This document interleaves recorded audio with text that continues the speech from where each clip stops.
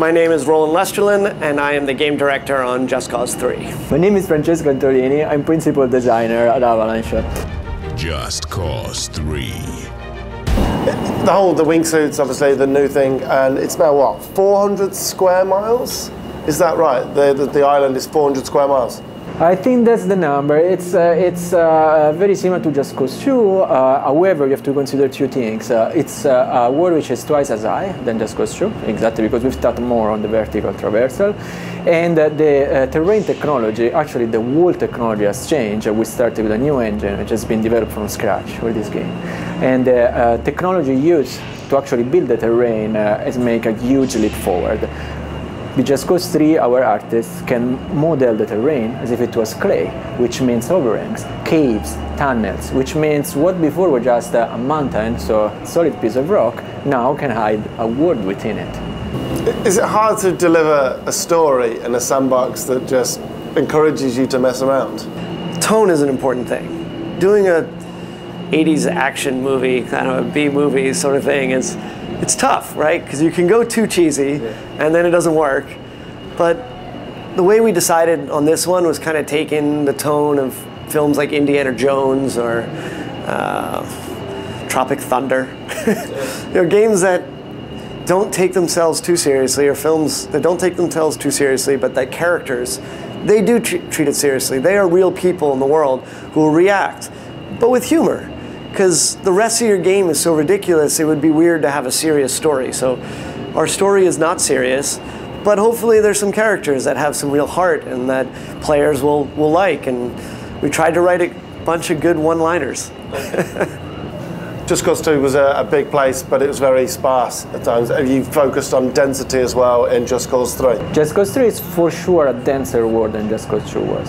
Yeah, and what kind of things? Obviously you just mentioned the caves and stuff, but in terms of elsewhere, what other ways have you done to kind of make it more dense in terms of things to do and stuff like that? Exactly. It's important to say more dense, at least in my head, means that the frequency of opportunity for gameplay gets higher. And this is reflected in everything.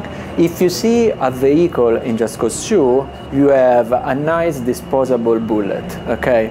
If you see a vehicle in Just Cause 3, you have a nice disposable bullet, a tool that you can use to challenge your friends in a fit. For example, stays at 180 kilometers per hour, the longest that you can. Or it can be a collectible, something that you have to bring to a garage which becomes active on a town which is liberated, so then afterwards you can rebel drop it when you want.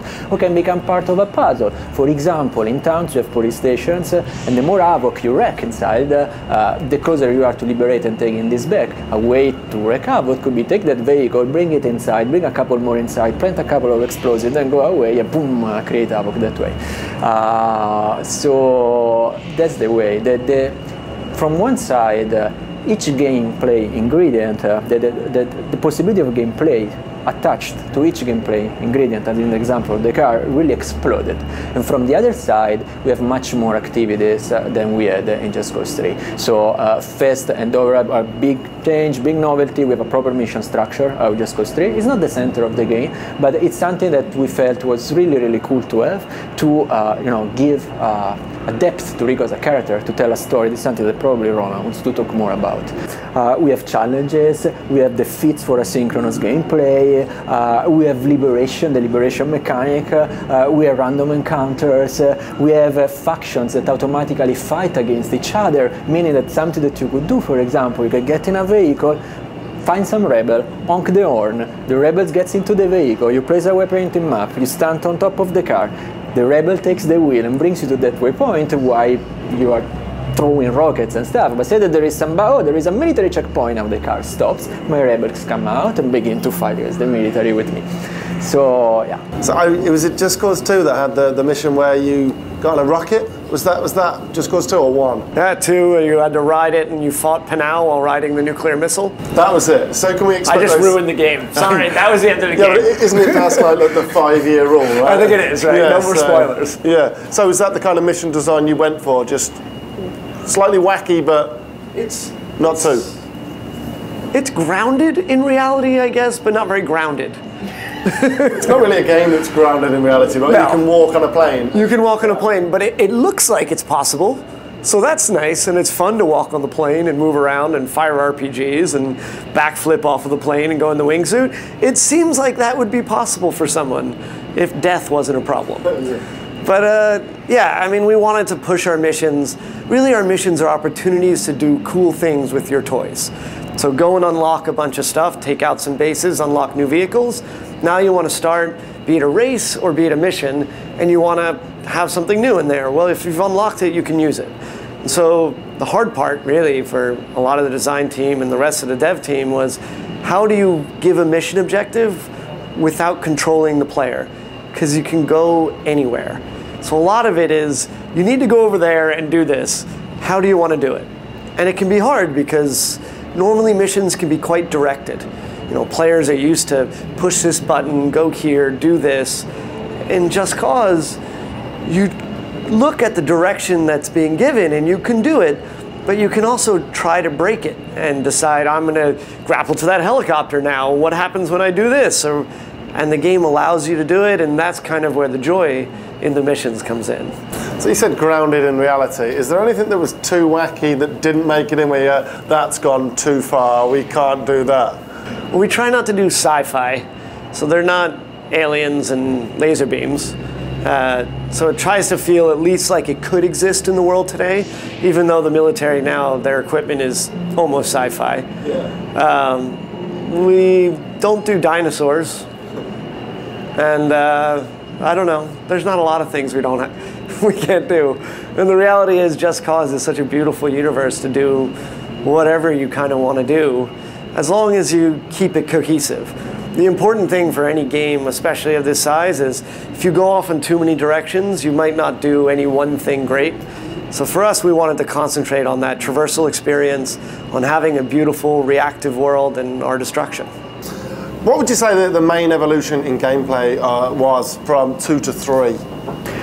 We better defined our design pillar, and we fired with full power on them.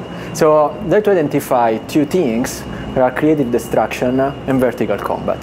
Are the tools in there to promote that, like replay modes and stuff like that, and cameras where you can set it up to do cinematic kind of edits and stuff like that? Have you looked at that? We have looked at it.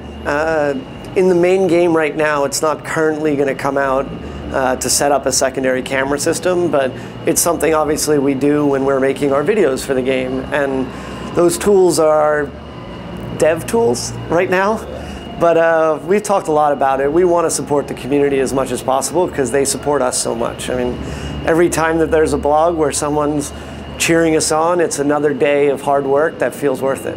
It's a game about experimentation, right? Yes. What would you say was your most fun thing to do when you've been experimenting with a game? I love the day that I discovered that you could plant an explosive in the face of a soldier.